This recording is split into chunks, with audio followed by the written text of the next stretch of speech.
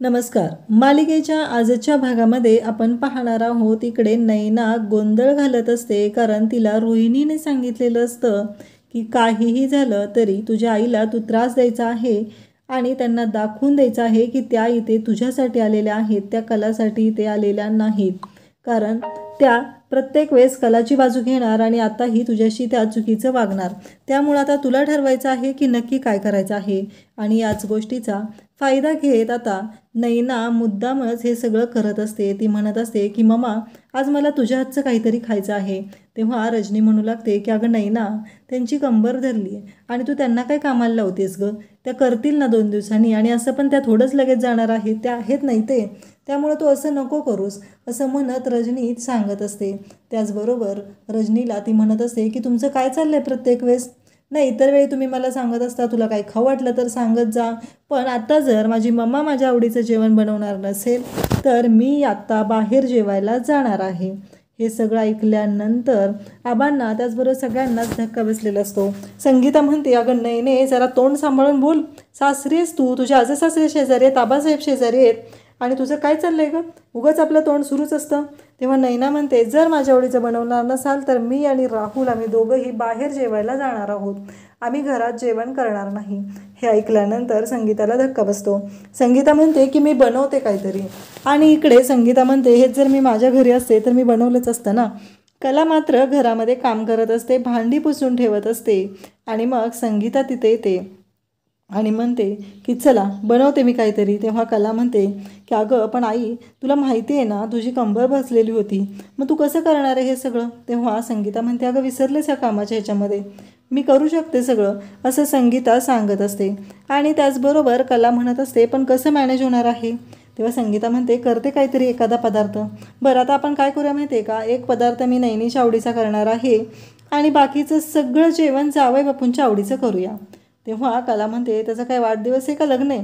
तेव्हा संगीता म्हणते, त्याचं लग्न तर माझ्या ह्या सोनूलीशी झालं आहे ना, त्यामुळं वाढदिवस तर नाही आहे, पण तरी पण बनवूया. अगं तुला कळतंय का कले, अगं तुझा नवरा एवढा चांगला आहे, तुझ्याशी एवढं प्रेमाने वागत आहे, मग काय प्रॉब्लेम आहे तुला? तू अशी का वागत आहे हे मला कळतच नाही. हे सगळं बोललं जात असतं. आणि त्याचबरोबर आपल्याला पाहायला मिळतं की या सर्व गोष्टी जेव्हा सुरू असतात तेव्हा संगीता मात्र इकडे कलाला समजवत असते, तिला सांगत असते की काहीही झालं तरीही एक गोष्ट कायमस्वरूपी लक्षात ठेवायची आहे, ती म्हणजे की तू त्यांची बायको आहे आणि तो तुझा नवरा आहे. एक गोष्ट लक्षात ठेव, नवऱ्याचा प्रेमाचा मार्ग हा पोटातून जातो. त्यामुळं त्याच्या आवडीचं जेवण बनवायचं, त्याच्यासाठी काय हवं काय नको हे पाहायचं, हे सगळं तुलाच करावं लागणार आहे. हे सगळं ह्यात संगीता कलाला सांगत असते. कलाला मात्र ही गोष्ट अजिबात पटत नसते, तिला खूप राग येत असतो. तिचं असं म्हणणं असतं की काय आहे हे सगळं, कारण हा चांदेकर माझ्याशी कशाही पद्धतीनं वागत असतो आणि मी याच्याशी का चांगलं वागायचं आहे. पण संगीता म्हणत असते की आज बनवायचं आहे म्हणजे बनवायचं आहे. आता आपल्या दोघींमध्ये पैस लागली, त्यांच्या आवडीचं जेवण बनवायचं आणि आज संध्याकाळी तुला ते बेडवर झोपायलाही बोलवणार. तेव्हा मात्र कला म्हणत असते की शक्यच नाही, तो चांदेकर आहे आणि तो कधीच असं करणार नाही. त्यानंतर आपल्याला पाहायला मिळतं की नैना इकडे रूममध्ये आलेली असते.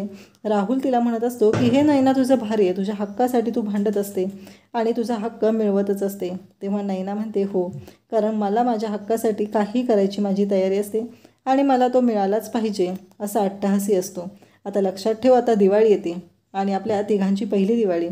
तू पण मला काय गिफ्ट द्यायचं आहे ना, याचा पुरेपूर विचार करून ठेव, अन्यथा मग तुला पण अडचणीत यावं लागेल. तेव्हा राहुल म्हणतो ठीक आहे, आणि तेवढ्यात त्याला फोन येतो आणि मग तो तिथून उठून जातो.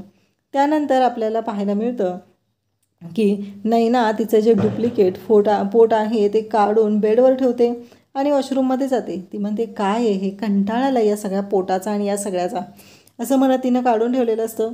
आणि संगीताने नैनासाठी सूप बनवलेलं असतं आणि ते सूप घेऊन संगीता नैनाच्या रूममध्ये येत असते. संगीता जेव्हा नैनाच्या रूममध्ये येते तेव्हा ती नैने नैने म्हणून हाका मारायला सुरुवात करते. नैनाला मात्र धक्का बसतो. नैना विचार करू लागते, अरे बापरे, आता हे सगळं काय झालं? मी तर ते माझं पोट तिथंच ठेवून आली आणि हे जर मम्माने बघितलं तर माझ्या ना अंगलट येणार आहे. त्यामुळं माझ्या ना डोक्याला त्रास झालेला आहे. हे सगळं लपवता माझी वाट तर लागणार नाही ना, हा विचार आता नैनाच्या डोक्यात येऊ लागलेला आहे. कारण तिला एकटीलाच माहिती आहे की तिने काय गोंधळ घालून ठेवलेला आहे आणि यामध्ये जर ती अडकली गेली तर पूर्णपणे फसणार हे तर चांगलंच माहिती आहे. त्यामुळं आता ती विचार करत असते की काहीही झालं तरीही एक गोष्ट मात्र नक्की लक्षात ठेवायची आहे, ती म्हणजे आपल्याला हे सगळं शांतपणे करायचं आहे.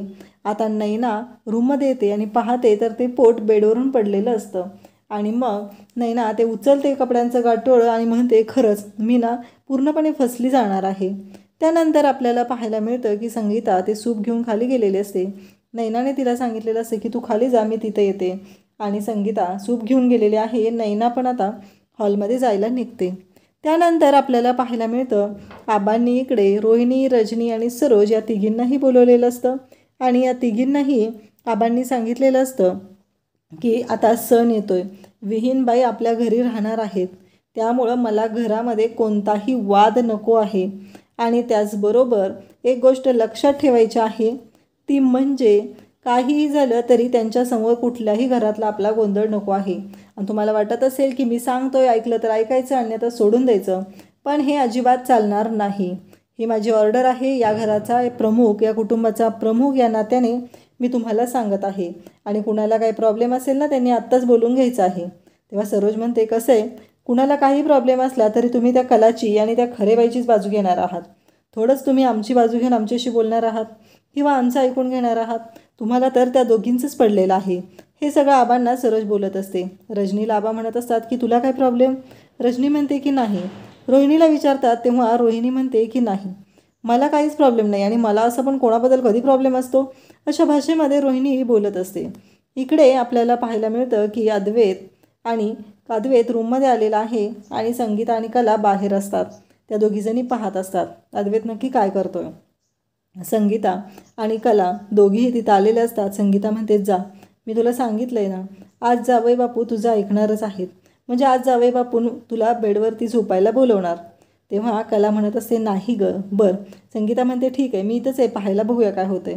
असं म्हणत संगीता इकडे कलाला रूममध्ये पाठवते आणि संगीता विचार करत असते नक्की काय होणार आहे. आणि इकडे अद्वैत मात्र गादीवरती असतो आणि गादी म्हणत असतो खरंच नशीब लागतं ना एखाद्याला, एवढं चांगलं गादीवरती झोपायला मिळावं, मऊ गादीवरती झोपायला मिळत आहे, या गोष्टीसाठी तर नशीबच लागतं ना, हे सगळं बोललं जात असतं.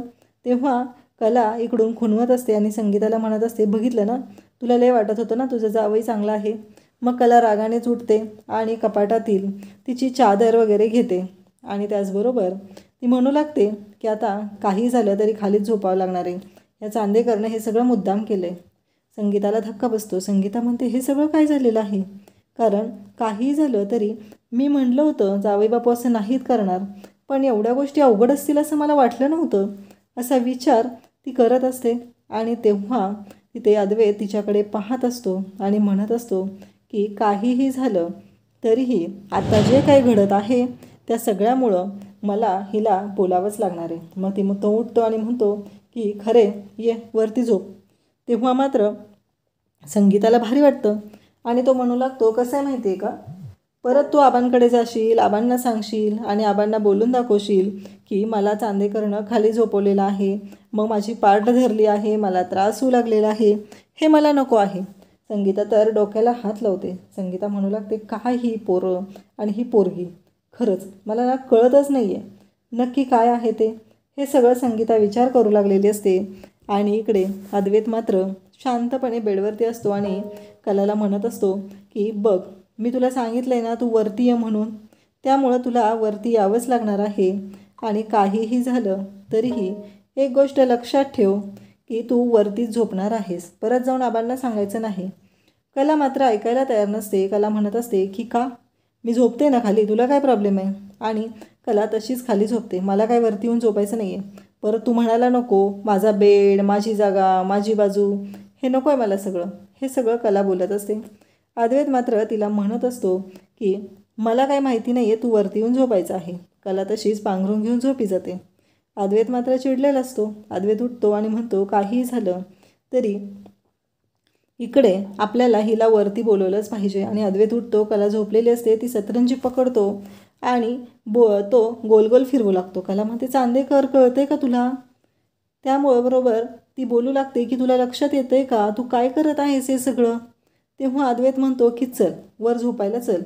आणि अद्वैतने हातामध्ये फुलं घेतलेली असतात आणि तो कलाची चांगलीच मजा घेत असतो. कलाला अगदी धमकावत असतो, तू जर वरती झोपायला नाही आलीस तर मी तुला असंच रात्रभर गोलगोल फिरवणार आहे. तेव्हा कला म्हणते, चांदेकर डोक्यावर पडलायस का, शांत हो जरा, येते मी वरती झोपायला. असं म्हणत कला अद्वैतला म्हणते की मी वरती झोपायला येते. संगीताला भारी वाटत असतं, कारण फायनली जावई बापूंनी मी सांगितलेलं होतं त्या पद्धतीने वागलेले आहेत. म्हणजे जावई बापूंनी आत्ता कलेला त्यांनी वरती झोपायला बोलवलेलं आहे आणि कलाला सांगितलेलं असतं, जर मी पैज जिंकली तर मी जे म्हणेल तसं तुला इथून पुढं जावई बापूंशी वागावं लागणार आहे. कलाला मात्र त्याच गोष्टीचं टेन्शन आलेलं असतं, म्हणजे आता आई जसं सांगणार तसंच मला वागावं लागणार आहे. आणि ह्या गोष्टीमुळं कलाची चिडचिड होऊ लागलेली असते आणि कला आता बेडवरती झोपायला येत असते. अद्वैत मात्र कलाकडे पाहत असतो. खरं तर अद्वैतच्या मनात कलाविषयी राग होता आणि तो तिला म्हणूही शकला असता, ठीक आहे ना झोपू दे खाली, पण अद्वैतनं तसं केलेलं नसतं. तर अद्वैतने कलाला वरती बोलवलेलं असतं, तिला चांगलं झोपायला सांगितलेलं असतं आणि कलासाठी हा खरंच सुखद धक्का असतो. आणि त्याचबरोबर कलाला थोडी भीतीही वाटत असते. इकडे संगीता मात्र बाहेरून हे सगळं पाहते आणि संगीताने हे चॅलेंज मात्र जिंकलेलं असतं. संगीताने आणि आता संगीता म्हणेल तसं कलाला अद्वैतसोबत राहावं लागणार असतं. कलाला मात्र जाम टेन्शन येऊ लागतं आणि इकडे अद्वैतने तर आता ही पैज जिंकलेली आहे, म्हणजे संगीता जिंकलेली आहे. संगीताने सांगितलेलं असतं की जावई बापू तुला वरती झोपायला बोलवणार. उद्याच्या भागामध्ये आपल्याला पाहायला मिळतं, संगीता घरातली फरशी सगळी पुसत असते आणि त्याचवेळी कला तिथे येते. रजनीही आलेली असते आणि कला म्हणते, आई तू हे काय करतेस, कारण रोहिणी आणि सरोजने संगीताला कामाला लावलेलं असतं. कलाला मात्र या सगळ्या गोष्टींचा खूप राग आलेला असतो आणि अंजू त्याचबरोबर आनंद सगळेजण आता बॅगा घेऊन निघालेले असतात. कला विचारते तेव्हा अंजू सांगते की दिवाळीचा सण पण आला आहे ना, आणि मग घरातलं आणि इथलं असं दोन्हीकडचं बघणं होत नाही ना, त्याच्यामुळं सुट्टी घेतलेली आहे आम्ही आणि सुट्टीवर चाललेलो आहे. हे ऐकल्यानंतर कलाला धक्का बसतो. सरोजचं असं म्हणणं असतं की आहेत ना आता ह्या घरात, करतील ह्या घरातली कामं. खरं तर कलाच्या आईचा हा अपमान होत आहे आणि आता संगीताच्या त्या स्वाभिमानासाठी, तिच्या आत्मसन्मानासाठी अद्वैत आणि कला नक्की काय करणार आहेत, अद्वैत नक्की कोणता निर्णय घेणार, हे आपल्याला पाहायला मिळणार आहे. अशाच अपडेटसाठी चॅनलला सबस्क्राईब करा. थँक्यू.